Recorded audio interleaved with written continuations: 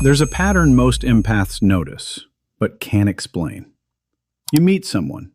At first, everything feels natural, easy, aligned. But over time, something shifts. The same types of people keep showing up, draining, manipulative, emotionally heavy. And eventually you start asking yourself, why does this keep happening to me? Is it bad luck? Is it timing? Or is there something about you that attracts it? Before we go deeper, if you connect with this kind of psychological content, make sure to subscribe to the channel because we explore things most people don't really notice. And if anything in this video feels familiar or relates to your experience, drop a comment below and share it with me. I read them and it helps me understand your perspective better. Now, let's get into it. Most empaths believe the problem is external. They think, I just meet the wrong people. I just have bad experiences. But that explanation is incomplete because patterns don't repeat randomly. If the same type of person keeps entering your life, there's a mechanism behind it. Not something mystical, something psychological.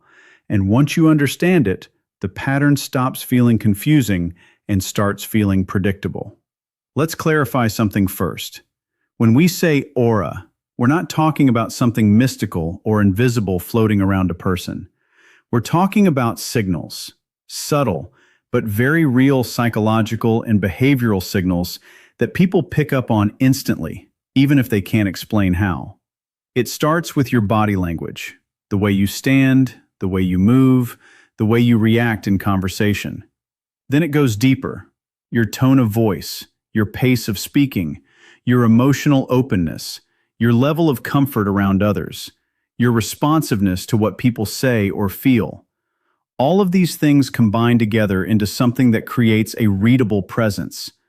And most people don't realize they are constantly reading it. It happens automatically, below conscious awareness. They don't think, I'm analyzing this person. They just feel something about them. Empaths tend to project a very specific kind of signal, often without even trying. Warmth, openness, emotional availability, a sense of understanding, and low resistance in interaction. They don't usually come across as guarded or closed off. They feel approachable, emotionally safe. And to the right kind of person, this is exactly what creates connection. It feels calm. It feels accepting. It feels like being understood without effort. But here's where the problem starts. The same signals that feel safe to emotionally healthy people can feel very different to the wrong kind of person. Because low resistance and high openness don't just communicate safety, they can also communicate accessibility. Not access in a respectful sense, but access without boundaries. And that is where misunderstanding begins. What feels like emotional warmth from an empath can be interpreted as emotional availability that has no limits. And that interpretation changes how people approach them. Here's something uncomfortable but real. Toxic people are often far more observant than most people assume. Not in a deliberate analytical way, but in an instinctive, almost automatic way. They don't sit and think about who to target, they simply read people. They pick up on behavioral patterns, emotional reactions, and subtle cues within seconds of interaction. And without even realizing it consciously, they start scanning for specific traits. Who will listen without interrupting or pushing back? Who will give without asking too many questions? Who will understand without demanding accountability? Who will tolerate discomfort instead of walking away? These are not random observations for them. They are indicators of how far a person can be influenced, tested, or emotionally engaged. And this is where empaths often enter the picture. Because empaths naturally tend to show many of these signals. Not because they lack strength, but because their default setting is openness. They listen deeply. They try to understand before judging. They give emotional space to others. They often prioritize connection over confrontation. And in healthy environments, these are powerful traits. but in unhealthy dynamics, they are interpreted differently. Openness, when combined with weak or unclear boundaries, doesn't just look like kindness, it starts to look like opportunity. Opportunity for emotional reliance, opportunity for inconsistency to be tolerated, opportunity for limits to be tested slowly over time. And the key issue is this: toxic individuals rarely see openness as something to respect. They see it as something that can be gradually expanded, not all at once, but step by step. And empaths, without realizing it, often respond in ways that reinforce this pattern, because their instinct is to understand, not to resist. And that is where the dynamic quietly begins. Attraction is not always as simple as liking someone. In reality, human connection often works on multiple layers, and not all of them are emotional or healthy. Sometimes attraction is not about affection at all. It's about usefulness. And this is where the dynamic becomes uncomfortable to look at, because many people are not actually drawn to empaths for genuine connection or mutual understanding. They are drawn for something more unconscious: regulation. They are looking for someone who can absorb emotional pressure that they themselves cannot hold. Someone who can sit with their chaos without leaving. Someone who can stabilize their emotional instability in real time. Someone who can validate their shifting moods, contradictions, and inconsistencies without judgment. And empaths, without even realizing it, often become the perfect match for this pattern, not because they are trying to be used, but because their natural behavior already aligns with what the other person needs. They listen more than they speak. They try to understand instead of confront. They absorb emotional intensity instead of rejecting it. They stay longer in discomfort than most people would. And over time, this creates a subtle but powerful loop. A pattern begins to form. The more the empath gives emotionally, the more the other person learns they can take.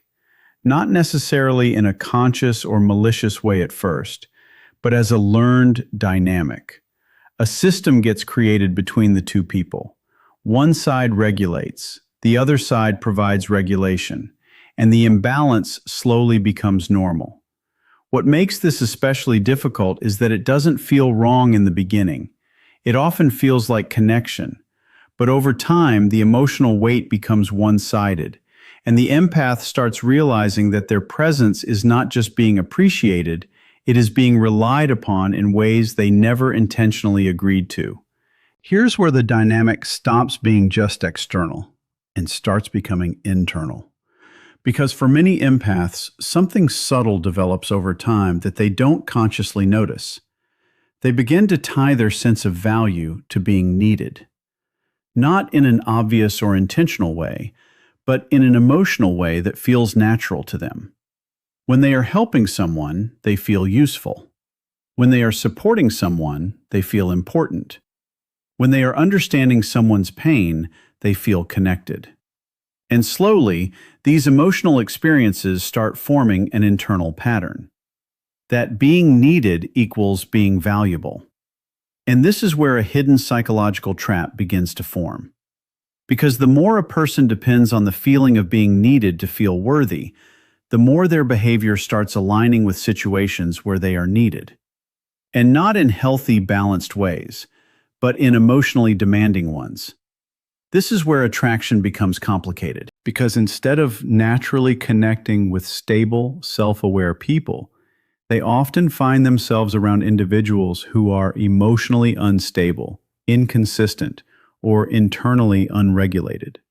Not because they are choosing it consciously, but because those are the environments where their value system feels activated. People who don't need fixing don't trigger the same internal response. But people who are struggling emotionally do. So over time, a pattern develops.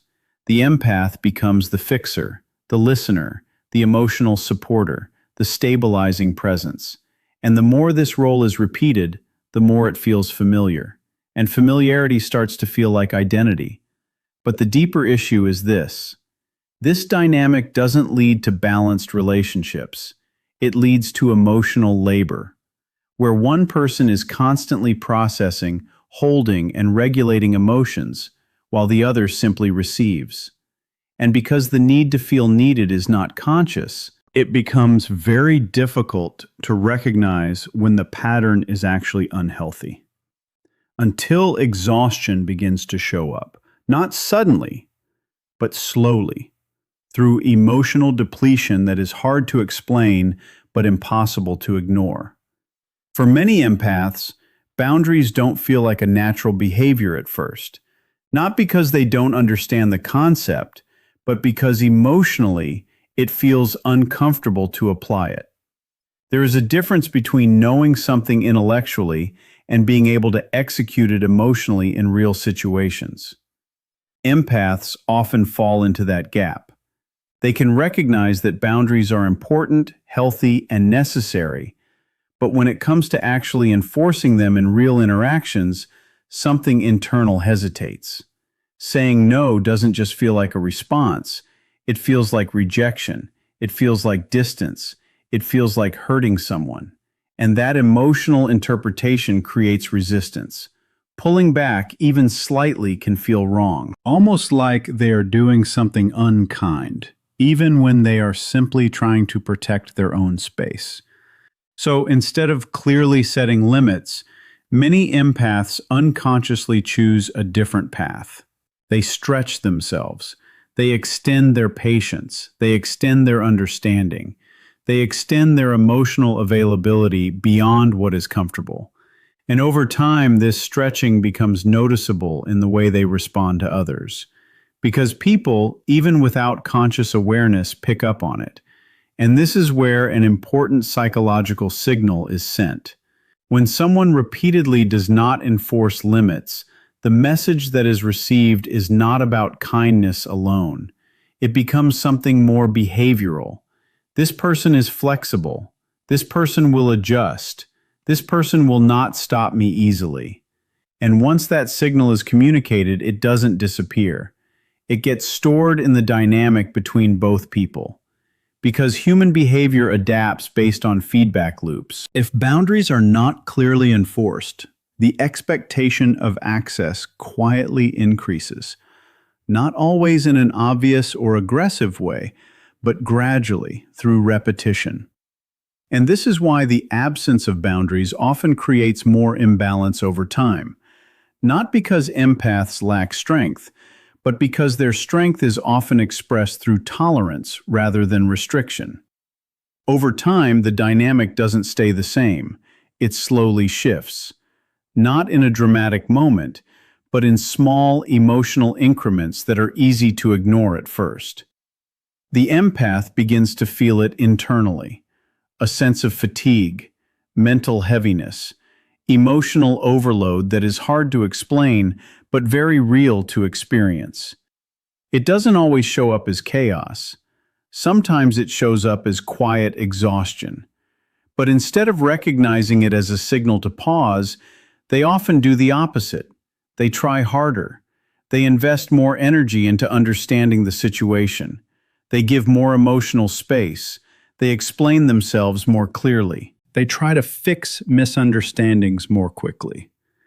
Because in their mind, there is still a belief that if they just adjust enough, things will eventually balance out. If they become more patient, more understanding, more emotionally available, the relationship will stabilize. But what they slowly begin to realize is something uncomfortable. The imbalance is not happening because of lack of effort.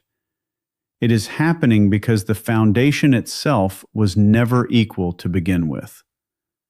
One side is constantly regulating, adapting, and absorbing, while the other side continues receiving without the same level of emotional responsibility. And this is where the draining phase becomes more noticeable. Because the empath is not just giving anymore, they are compensating. compensating for emotional inconsistency, compensating for lack of reciprocity, compensating for imbalance that was never addressed early on. And the more they try to fix it, the more they reinforce the cycle, until eventually effort no longer feels like connection. It starts to feel like maintenance. And emotional maintenance without balance always leads to depletion. Not immediately, but gradually, in a way that becomes impossible to ignore over time. This is the hardest truth to accept, because at first glance it feels like bad luck, like coincidence, like different people showing up in the same way over and over again. But when you look deeper into patterns, something more uncomfortable becomes visible. It repeats because it works. Not in a positive sense, but in a functional sense. It works for the other side of the dynamic, not necessarily for you, for them. Because every repeated pattern in human behavior is reinforced by outcome. If a certain interaction keeps producing results for one person, emotional support, attention, understanding, patience, or access, then that pattern becomes stabilized, even if it is unbalanced, even if it is unhealthy, even if it slowly drains the other person. As long as the system continues to produce benefit for one side, there is no internal reason for that behavior to change. And this is where empaths often miss the deeper mechanism. They tend to focus on intention. But patterns are not driven by intention alone. They are driven by reinforcement. So if the empath continues to respond with understanding, continues to give emotional space, continues to stay present even when things feel uneven, then the pattern does not break. It strengthens. Not because anyone is consciously trying to take advantage, but because the structure of the interaction remains unchanged. And over time, the empath begins to feel confused, wondering why the same emotional experience keeps repeating with different people. But the external faces are not the real issue. The internal pattern is. And unless something shifts internally, the outcome cannot shift externally. Because new people can enter your life, but if your responses remain the same, the dynamic will eventually recreate itself. Different faces, same pattern, until awareness interrupts the cycle. Breaking the pattern does not start with other people. It does not start with changing who comes into your life. It starts much earlier than that. It starts with awareness. Because until awareness enters the picture, behavior stays automatic. And automatic behavior always recreates familiar outcomes. So instead of continuing the same question that keeps the cycle alive, why do I keep attracting the wrong people? The focus begins to shift inward. A more uncomfortable but more accurate question emerges. What am I signaling without even realizing it? Because every interaction carries signals. Not just words, but patterns of response. How quickly you explain yourself. How much emotional space you give. How long you stay in uncomfortable situations. How often you prioritize understanding over boundaries. All of these create a silent message that other people respond to, even if they don't consciously analyze it. And this is where change actually begins. Not by becoming colder, not by becoming disconnected, but by becoming more conscious in your responses. You start reducing unnecessary over-explaining. You stop over-giving just to maintain emotional balance. You begin to notice when you are trying to fix situations that don't require your emotional labor. And perhaps most importantly, you allow discomfort to exist without immediately trying to resolve it. Because for many empaths, discomfort has always meant fix it quickly. But in this stage, discomfort becomes something different. It becomes information. And slowly, through these small internal shifts, something subtle begins to change in your overall presence. Your energy no longer signals constant availability. It no longer signals automatic adjustment. It no longer signals unlimited emotional flexibility. Instead, it becomes more grounded, more intentional, more selective. And the most important part is this: it doesn't become softer, it becomes stronger. Your aura was never the problem. What you naturally carry, your presence, your energy, your emotional depth, none of that is the issue. Your openness was not a weakness either, and your empathy was never a flaw. In fact, these are qualities that allow you to understand people in ways most others cannot. But the real issue was something far more subtle. It was the lack of filtering. Because empathy on its own is powerful, but empathy without boundaries becomes exhausting. It creates space where everything is absorbed, whether it should be or not. And that is where imbalance begins. Not because empathy is wrong, but because it is unprotected. When there is no internal filter for what you allow into your emotional space, everything gets in. People's emotions, their instability, their expectations, their unresolved patterns, and over time that creates confusion and fatigue. But when awareness enters the picture, something shifts. You begin to understand that empathy is not meant to be unlimited access. It is meant to be conscious. Because empathy without boundaries invites imbalance. But empathy combined with awareness creates something very different. It creates power. Not power over others, but power over your own energy, attention, and emotional space. And in that state, something important changes. You are no longer available to everything. You are no longer emotionally accessible in every direction. And because of that, you naturally become available only to what aligns with you. People, situations, and energies that match your stability rather than drain it. And that is where the pattern finally breaks. Not because the world around you suddenly changes, but because the way access is given from your side changes. And when access changes, everything else reorganizes itself around it. And as we close this, take a moment to reflect on your own energy, your own boundaries, and your own awareness. Take care of yourself and take care of where you are emotionally in life.